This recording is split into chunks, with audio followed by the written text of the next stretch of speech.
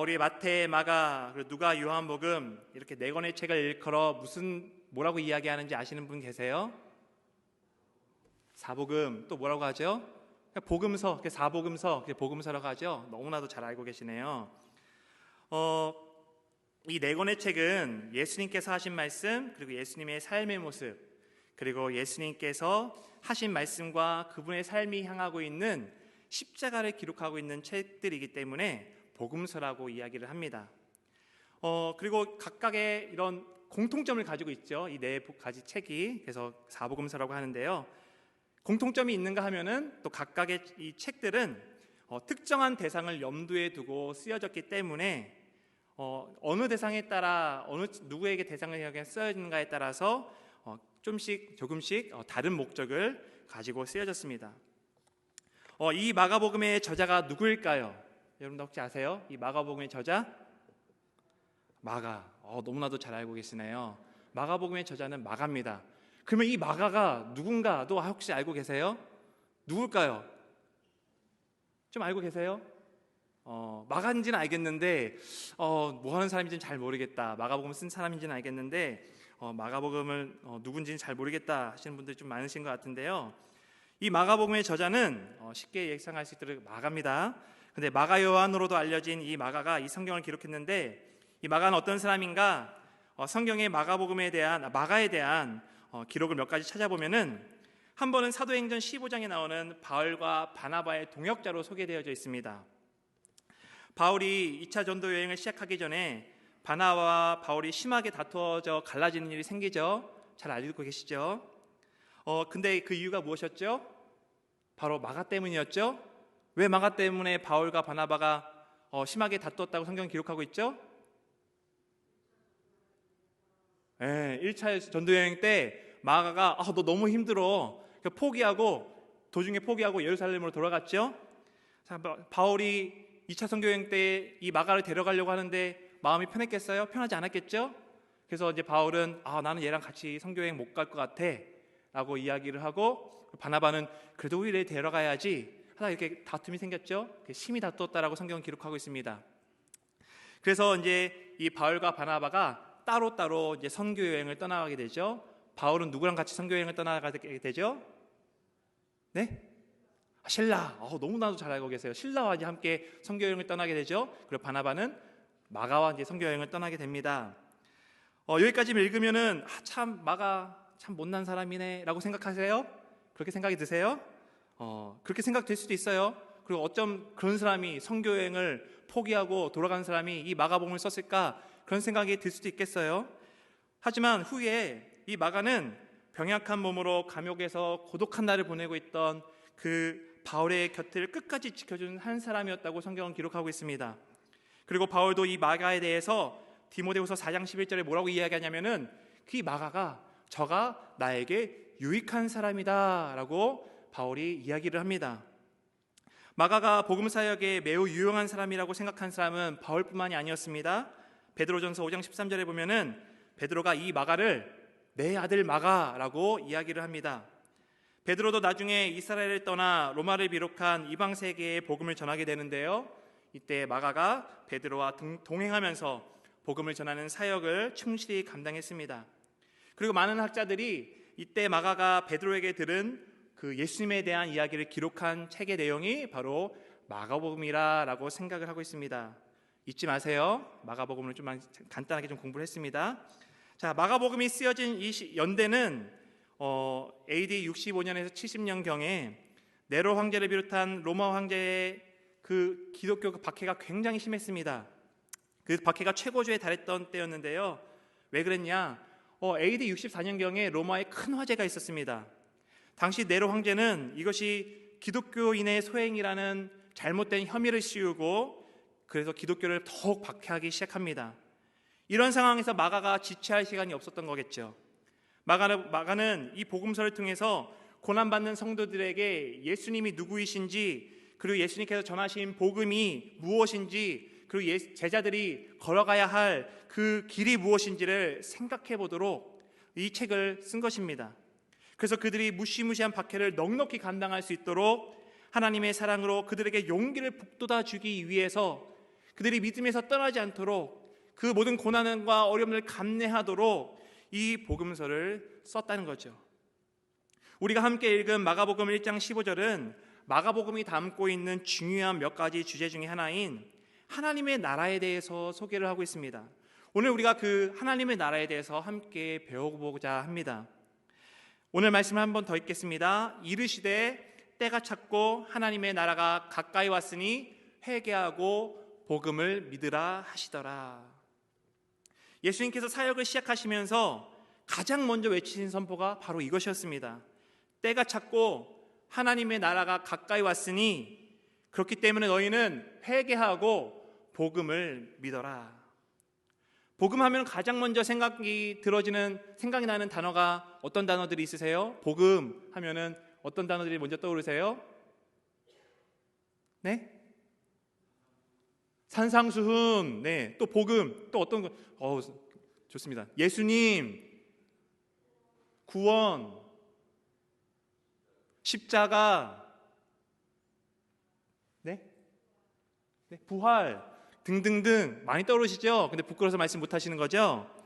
네, 우리가 이렇게 복음하면은 떠오르는 많은 단어들이 있는데요. 여러분들 말씀하셨듯이 예수님께 전하신 산상순, 그 복음들, 하나님의 기쁘신 이야기들, 소식들, 그 십자가, 구원, 부활, 죄, 용서, 이런 것들이 있겠죠.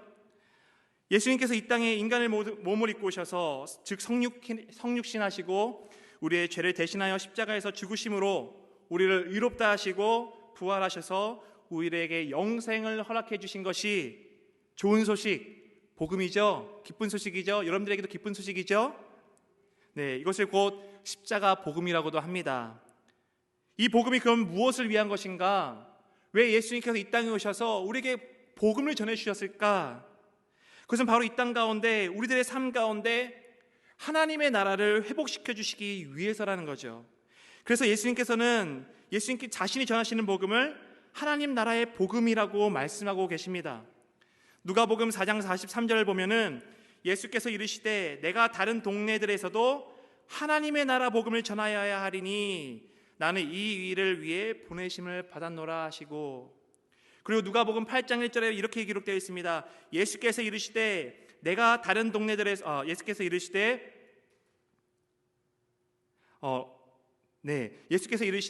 내가 다른 동네들에서도 하나님의 나라의 복음을 전하여야 하리니 라고 성경은 기록을 하고 있죠. 이처럼 예수님께서 이 땅에 오셔서 우리들에게 전하신 복음이 바로 하나님 나라의 복음인데요. 그리고 그것을 이루시기 위해서 오늘 마가복음 1장 15절에서 우리에게 요구하시는 것이 바로 회개하고 이 하나님 나라의 복음을 믿어라, 우리에게 예수님께서 말씀해 주고 계신 겁니다. 그렇다면 예수님께서 말씀해 주고 계시는 하나님 나라가 무엇일까요? 복음서에서뿐만 아니라 성경 전체에서 이루고 있는 가장 강력한 주제가 있다면은 그것은 바로 하나님의 나라입니다. 하나님께서 우리를 구원하신 이유도, 하나님께서 우리의 죄를 대신해서 십자가에 죽으신 이유도 다 하나님의 나라를 완성시키시기 위해서 하나님께서 하나님의 나라를 완성시키시기 위한 하나님의 계획 안에 포함이 되어 있다는 거죠. 자, 하나님의 나라라고 할 때 우리는 두 가지 의미로 생각해 볼 수 있습니다. 먼저는 소극적인 의미로 하나님의 나라이고 다른 하나는 적극적인 의미로 하나님의 나라입니다. 소극적인 의미에서 하나님 나라는 천국이라고 우리가 잘 알고 있는 하나님의 나라입니다. 천국이라는 단어가 여러분들 어디서 나타나는지 아세요? 마태복음에서만 나옵니다. 다른 사복음서에서는 마가, 누가, 요한복음에서는 천국이라는 단어가 나타나지 않습니다. 마태복음에서만 천국이라는 단어가 사용이 되어지고 있습니다. 이 천국이라는 단어로 인해서 많은 분들이 하나님의 나라를 어떤 장소적인 개념으로 이해하려는 경향이 있습니다. 믿는 자들이 들어갈 수 있는 어떤 장소, 그리고 예수님께서 우리에게 다시 오셨을 때 우리를 불러주실 그 장소, 이런 장소적인 개념으로 이해를 하고 있는 거죠. 그렇게 하나님의 나라를. 그런데 적극적인 의미에서 하나님의 나라는 무엇인가? 구약에서는 히브리어 말로 말쿠트라고도 이야기하고, 그 신약 성경에서는 헬라어로 바실레이아라는 단어가 이 하나님의 나라라는 단어를 위해서 사용이 되어졌는데요. 이 단어들은 장소적인 개념으로 사용되기보다는 어떤 통치, 지배, 왕권이라는 이런 의미로 사용이 되어졌습니다. 무슨 의미일까요? 다시 말해서 하나님의 나라란 하나님의 통치와 하나님의 지배와 하나님의 왕권이 있는 모든 영역이 다 하나님의 나라라는 거죠. 미국 인디애나주, 인디애나폴리스, 그리고 5220 이스트 폴크레이크 파크웨이, 노스웨이 드라이브처럼 이런 장소, 우리 교회에 있는 장소인데요, 이런 장소가 하나님의 나라가 아니라 이런 물리적인 장소, 유형적인 장소만이 하나님의 나라가 아니라 하나님의 나라의 백성이 그 하나님을 향한 순전한 믿음을 가지고 하나님을 예배하고 하나님 말씀에 순종하고 하나님의 주권적인 통치 아래 살아가는 그곳이 어디가 되었든 다 바로 하나님의 나라라는 겁니다. 여러분들 찬송가 가사에서도 제가 정말 좋아하는 찬송인데요, 높은 산이나 거친 들이나 초막이나 궁궐이나 다 어디라고요? 주 예수 계신 곳이 하나님의 나라. 그렇죠? 그리고 시편 기자가 말하는 사망의 음침한 골짜기를 다닐지라도 우리 주가 함께하고 계시면 두려움이 없는 곳, 그것이 바로 하나님의 나라라는 거죠. 자, 우리 주 예수와 동행하는 곳, 그 어디나 하늘나라, 하나님의 나라. 우리가 어디에 있든지 우리가 하나님 말씀대로 순종하고 하나님과 동행하면 그곳이 바로 하나님의 나라라는 겁니다. 하나님의 나라는 하나님이 다스리시는 나라, 하나님께서 다스리셔서 하나님의 뜻이 온전히 이루어지고 있는 나라라고 할 수 있습니다. 따라서 하나님의 나라는 먼 훗날 우리에게 임할, 우리가 가게 될, 그리고 우리가 그냥 이 세상을 살면서 기대만 하면서 살아가고 있는 그런 곳이 아니라 지금도 우리가 삶 속에서 경험할 수 있는 곳이 바로 하나님의 나라라는 거죠. 우리가 하나님의 임재를 느끼며 하나님의 말씀대로 순종하고 하나님과 동행하는 곳이 바로 하나님의 나라입니다. 그래서 오늘 우리의 삶의 자리가 하나님의 나라인지 아닌지를 아는 것은 너무나도 분명하겠죠. 예수님께서 우리의 삶을 통치하고 계심을 믿고 우리가 그분을 전적으로 신뢰하며 그분의 말씀을 듣고 그 말씀에 순종하며 살아가고 있다면은 여러분의 삶이 있는 그곳이 바로 하나님의 나라라는 겁니다. 믿으십니까? 수많은 무리들이 모여서 예수님의 이름을 부르고 예배를 드린다고 할지라도 이 시간 우리가 이렇게 모여서 예배를 드리지만 우리가 주신 하나님의 말씀에 순종하지 않고 그 말씀을 우리의 마음에 받아들이지 않고 하나님의 계심을, 살아계심을 인정하지 않고 하나님께서 시간 우리를 다스리고 계심을 인정하지 않는다면은 지금 이곳은 아무리 어떤 교회 건물이라 할지라도 하나님의 나라가 될 수가 없다는 것이죠. 성경에서 예를 들어보면 아담과 하와가 죄를 범하기 전에 동산과 같은 곳이 바로 하나님의 나라였겠죠. 창세기 3장 8절을 보면은 아담과 하와가 동산에 거니시는 여호와 하나님의 음성을 들었다라고 기록을 하고 있습니다. 아담과 하와가 범죄하기 전에는 동산에서 거니시는 하나님과 거리낌 없는 교제를 나눴다는 겁니다. 아담과 하와가 하나님의 뜻을 알고 하나님의 뜻을 이룰 수 있는 완벽한 장소가 바로 그 에덴 동산이었다는 거죠. 또 동산은 하나님의 말씀이 실천이 되어지고 그리고 현실이 되어지는 매우 자연스러운 곳이었습니다. 하나님과 피조물 사이에 죄라는 막힌담이 없었으니 그것이 가능했습니다. 이와 같은 에덴이 우리에게 하나님의 나라가 어떤 곳인지를 보여주는 그림자와 같은 곳이라고 할 수 있습니다. 또 다른 예는 구약에서의 성전과 성막이 하나님의 나라를 보여주는 그림자가 됩니다. 하나님이 임재하시는 곳이었기 때문입니다. 하나님이 임재하셔서 그의 백성들과 함께 하시고 말씀하시고 나눔이 있는 곳, 그것이 바로 하나님의 임재가 가능한 곳, 그것이 바로 하나님의 나라였다는 겁니다. 신약에 와서는 교회가 하나님 나라의 그림자입니다. 건물을 말하는 것이 아니라 하나님을 믿고 따르는 하나님의 나라의 백성들의 모임이라는 의미에서 그 교회가 바로 하나님 나라의 그림자라는 겁니다. 그렇다면은 누가 과연 하나님의 나라를 회복해 주실까? 누가 과연 하나님의 나라를 우리들에게 가져다 주시는 것인가를 한번 알아보도록 하겠습니다. 예수님께서는 이 땅에 오셔서 하나님 나라를 선포하셨습니다. 하나님께서 다스리시고 하나님께서 통치하시는 나라, 하나님께서 작정하신 뜻이 그대로 이루어지는 나라의 회복을 선포해 주신 것입니다. 회복이라는 것은 원래의 상태로 돌아간다는 의미를 가지고 있죠. 하나님께서 창조하신 피조 세계가 죄로 인해서 타락하고 오염되고 하나님 뜻과는 정반대되는 모습으로 계속 이렇게 살아가고 있지만, 하나님께서 다시 하나님께서 창조하셨던 그 원래의 상태로 돌이키시기 위해 하나님께서 일하고 계신다는 겁니다. 하나님께서 하나님 나라답게 되지 못하게 하는 그 죄라는 문제를 해결해 주시려고 우리에게 위해서 복음을 말씀해 주고 계시는 것입니다.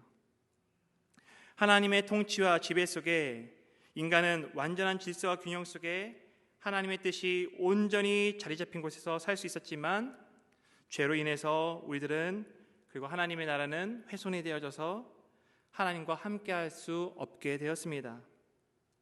오늘 우리가 살아가고 있는 이 세상을 한번 보십시오. 오늘 장로님께서 기도해 주셨듯이 정말 수많은 아픔과 수많은 갈등들과 어려움들이 있지 않습니까?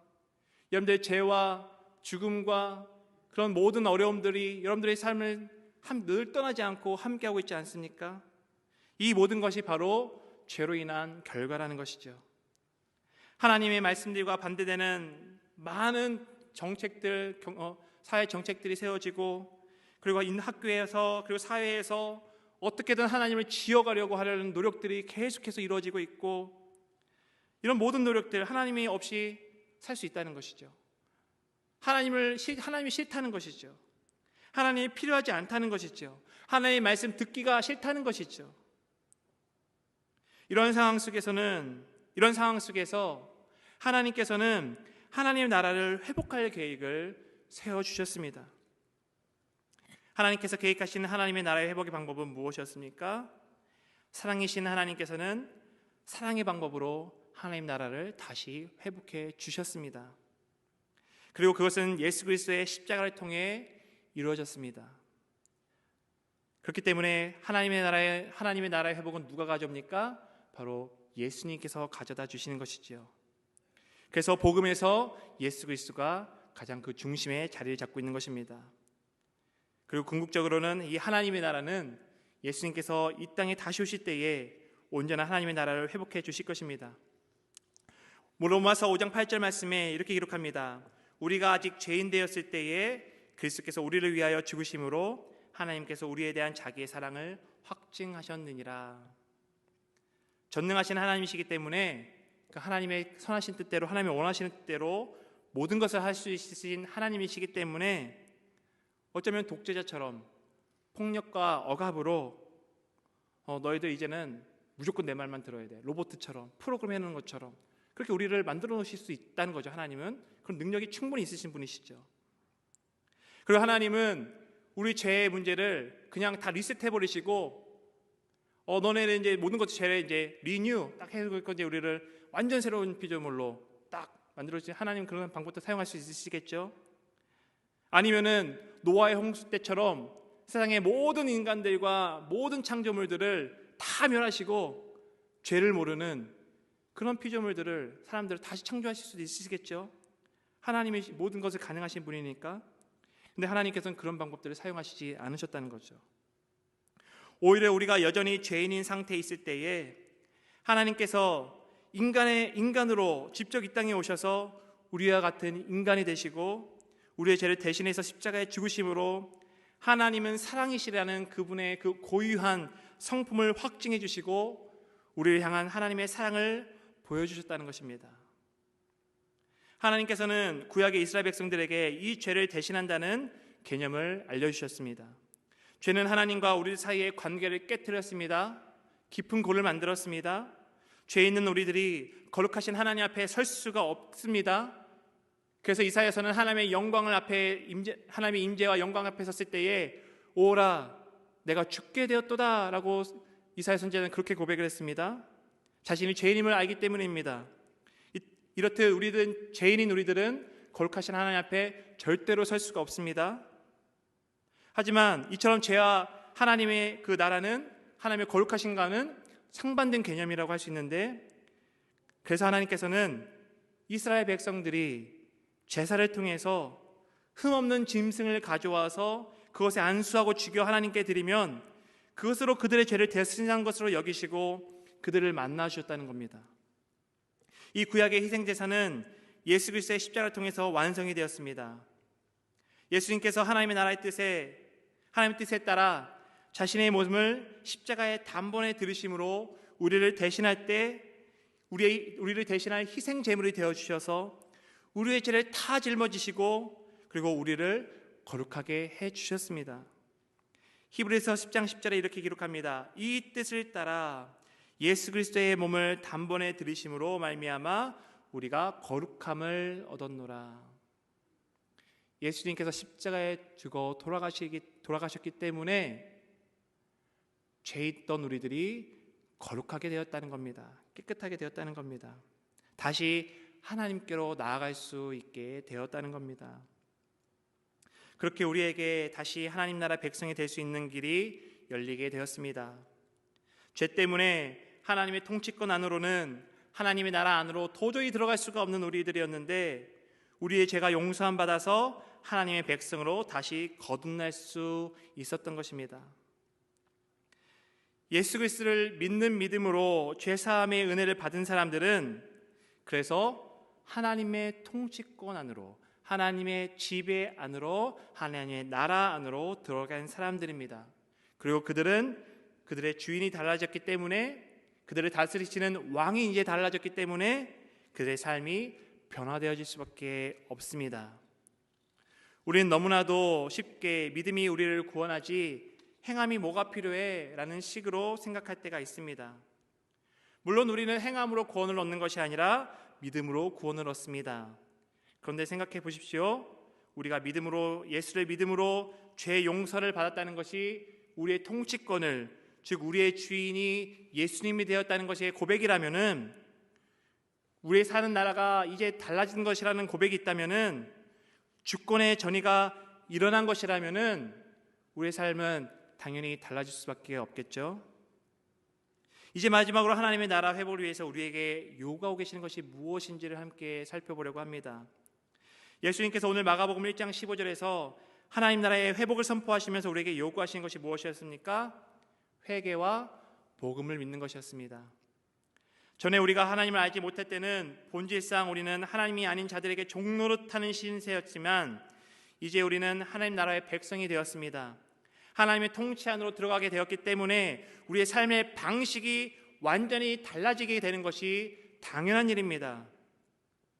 회개에 대한 성경적인 정의는 바로 행동의 변화를 가져오는 마음의 변화라고 할 수 있습니다.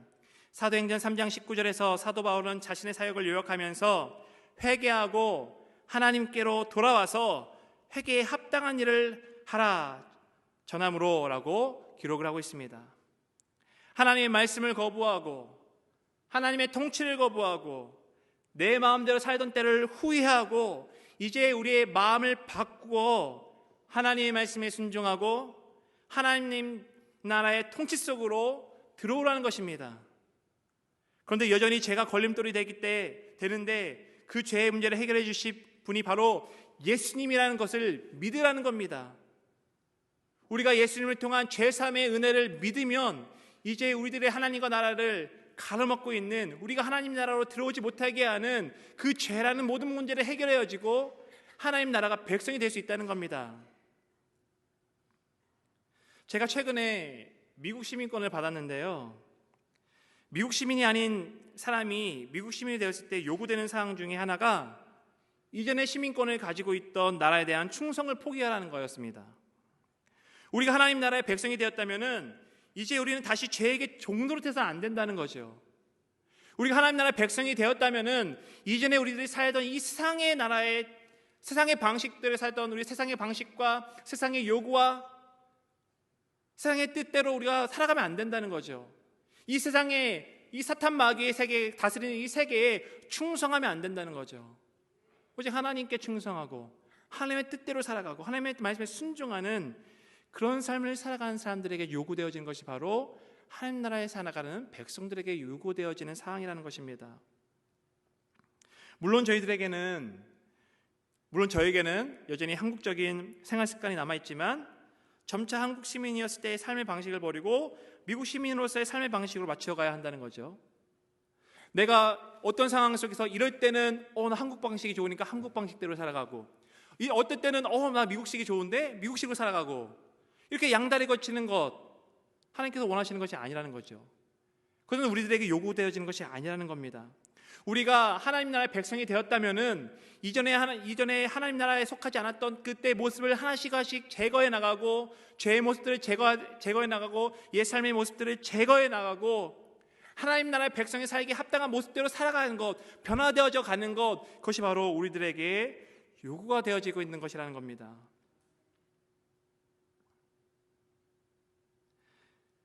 하루아침이 되는 것은 아닙니다. 시간이 흐르면서 조금씩 변화되어져 갑니다.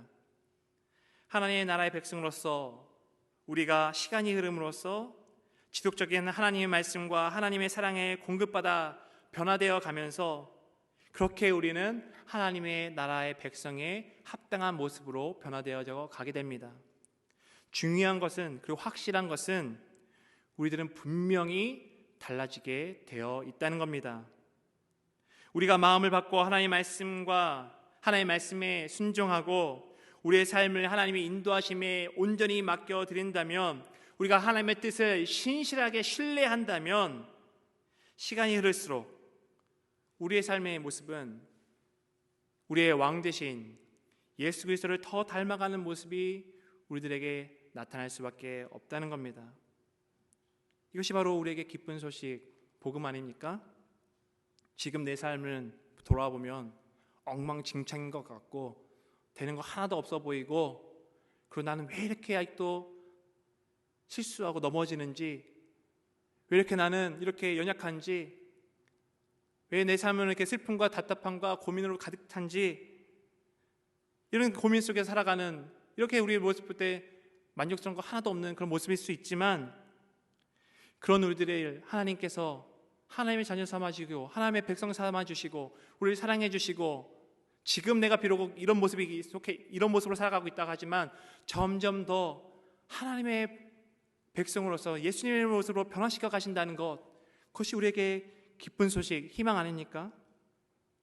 그래서 복음이란 단순히 우리가 예수님 믿고 천국 간다 라는 정도의 차원이 아니라, 내가 죄 사함을 받아서 다시 하나님의 백성이 되어서 신실하신 하나님의 다스림 안으로 들어가서, 오늘 내가 하나님의 백성 되었다, 하나님의 자녀 되었다, 신실하신 하나님의 통치 안으로 들어가서 내가 오늘 살게 되었다, 오늘 내가 살아가는 곳이 바로 하나님의 나라다.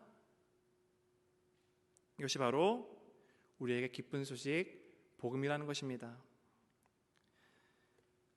우리가 왜 예수님을 그리스도라고 부릅니까?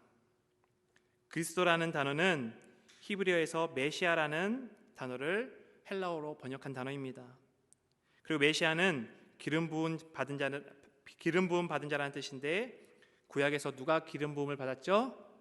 바로 왕들이 기름을 부음을 받았습니다. 그래서 그리스도는 주인, 왕이란 뜻입니다. 이제 우리가 예수님을 그리스도라고 부를 때에 그 고백은 다름 아니라 예수님은 나의 왕이십니다 라는 고백입니다. 여러분들, 예수님께서 여러분들의 그리스도이심을 믿으십니까? 고백하셨죠? 그럼 여러분들이 다시 한번 여러분들에게 묻습니다. 여러분들, 예수님께서 여러분들의 왕이심을 믿으십니까? 여러분들이 예수님께서 여러분들의 왕 되신 삶을 살아가고 계십니까? 이제 우리가 예수님을 그리스도라고 부를 때, 예수님 나의 주인이십니다, 나의 왕이십니다, 이런 고백이 그냥 말로만 끝나는 고백이 아니라 우리 삶의 고백이 되어지기를 원합니다. 예수님께서 우리의 그리스도가 되시는 것, 우리의 왕이 되시는 것, 이것만큼 우리에게 또한 기쁜 소식이 어디 있겠습니까? 여러분들, 우리가 스스로가 내 삶의 왕이 되어서 내가 원하는 대로 마음대로 우리가 이 세상 살아갈 때에 행복하셨습니까? 아주 기쁨이 넘치셨어요? 세상 근심 하나도 없으셨어요? 우리들 마음대로 살아가니까, 내가 원하는 대로 살아가니까? 그렇지 않으셨죠? 내 마음대로 내가 계획한 대로 살아가도 두려움이 있고 아픔이 있고 슬픔이 많으셨죠? 기쁨이 없고 평안이 없고 만족함이 없지 않았습니까?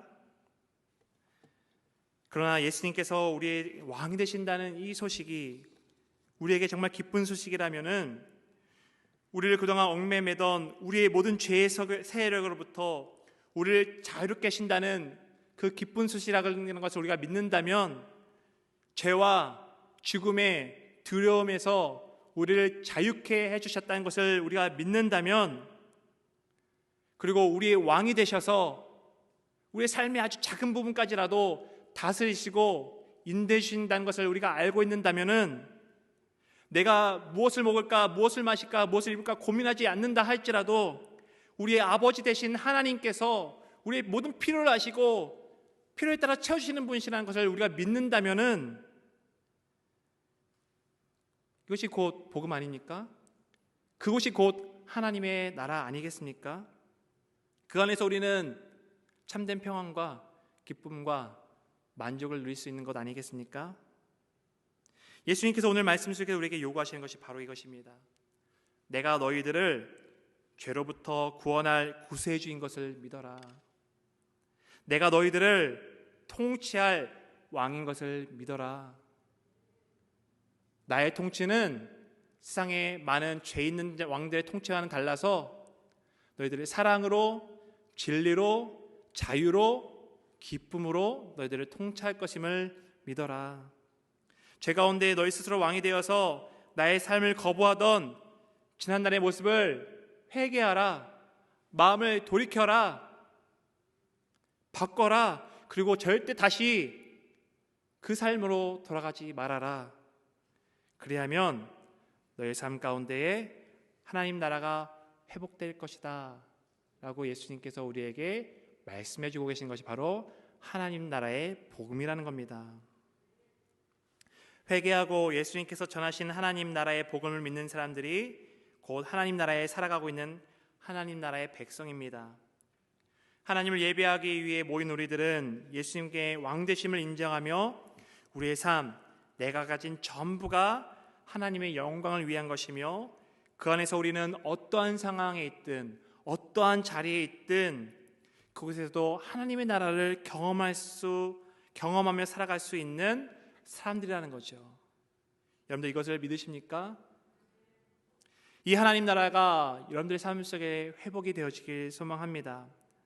마가가 고난당하고 있는 그리스도인들에게 전하고자 했던 것은 그들이 비록 세상에서는 환난을 당하지만 사랑의 하나님께서 그들의 왕이 되셔서 영원한 하나님 나라의 백성을 그들을 사랑하셨다는 것입니다. 이처럼 고난 속에서 살아간 성도들을 격려하며 그들을 소망 가운데 믿음을 지키도록 하기 위해서 마가는 이 책을 기록하고 있는 것입니다. 비록 로마에 박해가 있지만 그것은 영원한 것이 아니며 잠시일 뿐이며 우리에게는 영원한 하나님 나라가 예비되어져 있다는 겁니다. 그리고 그 나라가 믿음으로 살아가는 우리들에게 비록 우리가 삶을 살아가는 건 고통을 당하고 박해를 당하고 핍박을 당하고 욕을 듣고 억울한 일도 당하고 하지만 그 순간 속에서도 우리는 하나님의 다스리심을 믿기 때문에, 하나님께서 우리의 삶을 역사하고 계심을 믿기 때문에, 하나님의 선하신 손길이 우리의 삶을 인도해주고 계심을 믿기 때문에 그것이 바로 하나님의 나라, 너희들은 지금부터 벌써 하나님의 나라를 살아가고 있는 백성이라는 것을 우리에게 알려주고 있는 것입니다. 다시 한번 여러분들에게 마지막으로 묻습니다. 여러분들 하나님 나라에서 살아가고 계십니까? 물론 하나님의 나라는 예수님께서 다시 오시는 그날에 완성될 것이긴 하지만 오늘 우리의 삶 속에서 분명히 하나님의 나라를 맛보며 경험하며 그날을 기대하며 살아갈 수가 있다는 거죠. 우리가 여러분들 좋은 음식, 맛있는 음식 맛을 보지 않고서 그 맛이 기대가 되어지겠습니까? 어떤 것을 맛봤을 때 이거 이렇게 너무 맛있네 라는 그 생각이 들어져야 다음에도 그때 나 또 그거 먹고 싶은데 그런 생각이 들지 않으세요? 마찬가지로 우리가 이 삶 속에서 하나님의 나라를 경험하며 맛보며 살아갈 때에 우리는 앞으로 우리에게 주어질 그 영원한 하나님의 나라를 소망하며 살아갈 수가 있다는 거죠. 우리가 이 삶을 살아가는데 하나님의 나라를 경험하지 못하는데, 느끼지 못하는데 우리가 하나님 나라가 좋은지 기쁜 곳인지 우리가 어떻게 알 수가 있겠습니까?